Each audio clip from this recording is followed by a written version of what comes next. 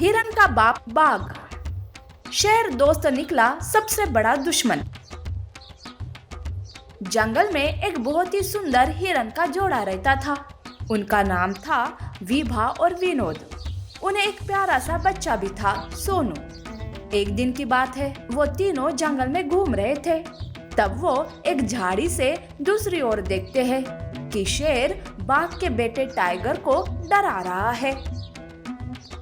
अरे सुन टाइगर, तैयार हो जाओ इस दुनिया को अलविदा कहने के लिए।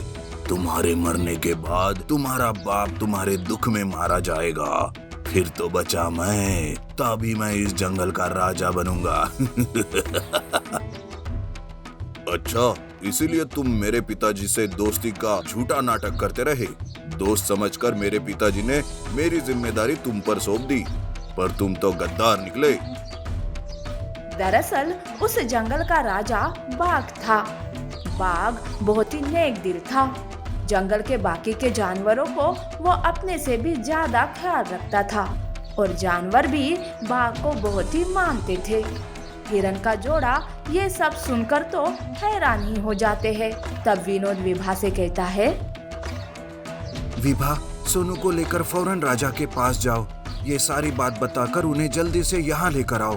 तब तक मैं शेर को टाइगर को मारने से रोकता हूँ। पर विनोद, ये शेर तो खतरनाक और धोखेबाज है। मैं तुम्हें कैसे अकेला छोड़ सकती हूँ? तुम्हें कुछ हुआ तो हमारा क्या? विनोद विभा को समझा बुझाकर वहाँ से बाघ के पास भेज देता है और खुद शेर के सामने आता है। शेर, तुम्हारी इतनी हिम्मत कि हमारे राजकुमार को ऐसे धोखे से मारो? मैं ये नहीं होने दूंगा। टाइगर, भाग जाओ बेटा यहाँ से। विनोद अपनी लंबी और नोकीली सींगों से शेर पर वार करता है। उन दोनों के बीच लड़ाई शुरू रहती है।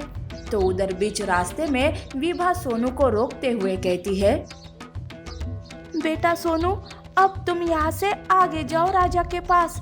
मैं तुम्हारे पिताजी को बचाने जाती हूँ। विभा सोनू को वहाँ से भेजकर वापस विनोद के पास आती है।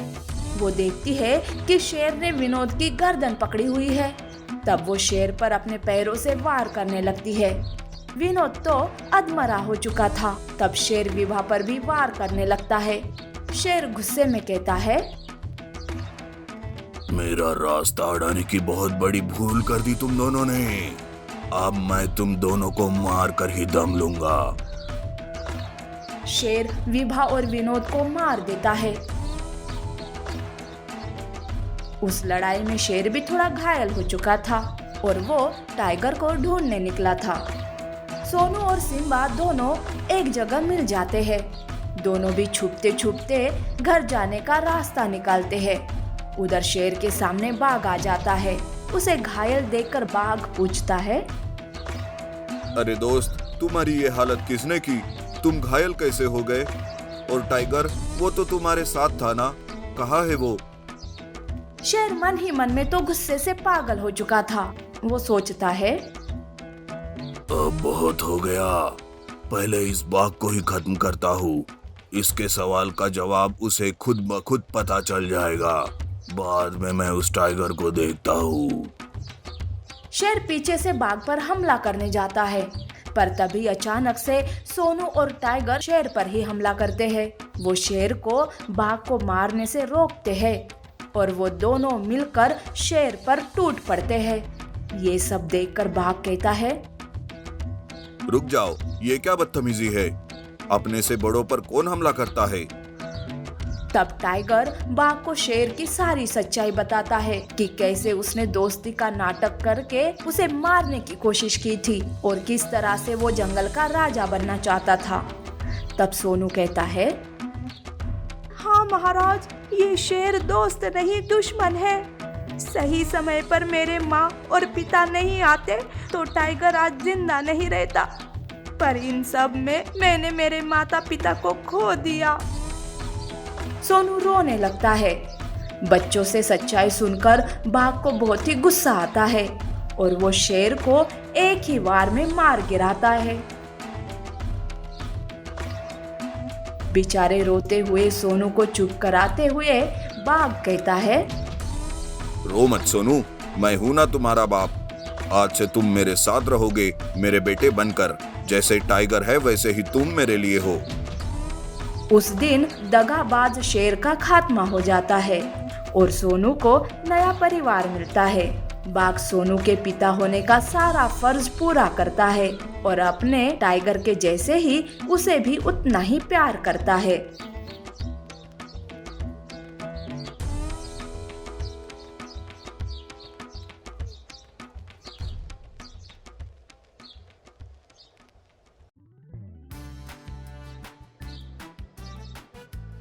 ऊंट की माँ, शेर, चीता और सियार। शेर, चीता और सियार तीनों हमेशा साथ में रहा करते थे। तीनों मिलकर बाकी जानवरों को मूर्ख बनाकर उनका शिकार किया करते थे। सियार की चालाकी, शेर की ताकत और चीते की तेज रफ्तार, इन तीनों खूबियों की मदद से कोई भी शिकार उनसे बच नहीं पाता। एक दिन तीनों दोस्त ऐसे ही आपस में बातें करने बैठ गए। सियार कहता है, आमा मियाँ, सुना है सीधे रेगिस्तान से चलकर हमारे जंगल में नया शिकार आया है। अरे मेरे सयाने सियार, सीधे सीधे बात करना कब सीखेगा तू? कौन आया है हमारे जंगल में? महाराज, उसके कहने का मतलब है एक बड़ा सा ऊंट हमारे जंगल में रहने आया है। ओए होए होए होए, हमेशा गलत जानकारी लेकर घूमता है ये चीता। ऊंट नहीं, ऊंटनी है वो। सोचो तो, अगर हम उसका शिकार करेंगे तो पूरा महीना हमारे खाने का इंतजाम हो जाएगा। पेट भरकर उसका गोश्त खाएंगे। मजे ही मजे होंगे। सीधे तरीके से एक ऊँटनी का शिकार करना उन्हें थोड़ा मुश्किल लगा, इसलिए उन्होंने उस ऊँटनी के सामने दोस्ती का हाथ बढ़ाया और उससे दोस्ती का नाटक करने लगे। बेचारी भोली भाली ऊँटनी भी उनके बातों में आ गई। एक दिन तो उन्हें कोई खुशखबरी देने ही वाली थी कि उन तीनों ने मिलकर धोखे से उसका शिकार कर लिया। बेचारी ऊँटनी मरते वक्त भी उसके आंखों में उन तीनों का धोखा दिखाई दे रहा था। वो उन तीनों से कुछ कहना चाहती थी लेकिन कह नहीं पाई और आखिरकार उसने दम ही तोड़ दिया। तब शेर कहता है, बाप रे बाप, इसका शिकार करने के लिए हमें कितने नाटक करने पड़े। चलो आखिरकार अब जाकर उसे मजे से खाएंगे। पर मुझे ऐसा क्यों लग रहा है कि वो हमसे कुछ कहना चाह रही थी पर कह नहीं पाई। अरे छोड़ो भी मियाँ, तुम सोचते बहुत हो।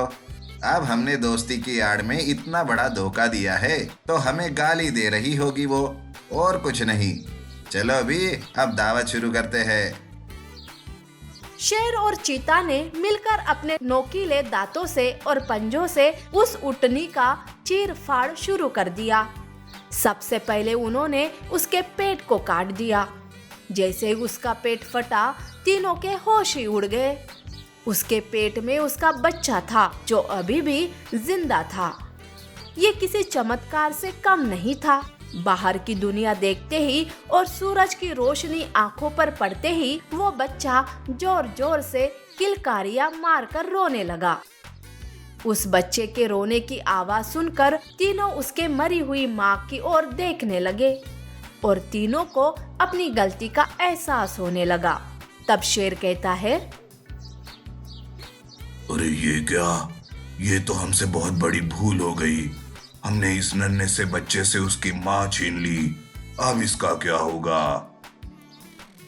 वो ऊँटनी यही बात हमसे कहना चाह रही थी पर हमने उसे मौका ही नहीं दिया।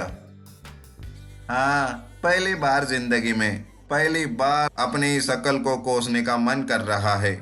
इस बच्चे के आंसुओं से तो मेरा पूरा छल कपट धुल गया। तीनों के आंखों में आंसू छलकने लगे। तीनों को अपने किए पर बहुत ही पछतावा हो रहा था। इसीलिए तीनों ने मिलकर ये तय किया कि अब से अभी से मरते दम तक वो उस बच्चे का एक परिवार की तरह ध्यान रखेंगे। तीनों उस बच्चे को अपने साथ अपने गुफा में ले गए। उस बच्चे के आते ही तीनों की जिंदगी पूरी तरह से बदल गई। धीरे धीरे जंगल में भी शेर, चीता, सियार और उस ऊंट के चर्चे होने लगे। खुद भी पूरी तरह से उन तीनों के साथ घुल मिल चुका था। चारों को एक साथ देखकर बाकी जानवरों को बड़ा ही आश्चर्य होने लगा, पर धीरे धीरे उन्हें भी इन सब की आदत सी हो गई और ये चांडाल चौकड़ी मजे से उस जंगल में अपना जीवन बिताने लगे। ऐसी और अमेजिंग कहानियों के लिए हमारे चैनल को लाइक और सब्सक्राइब करना ना भूलें। शुक्रिया।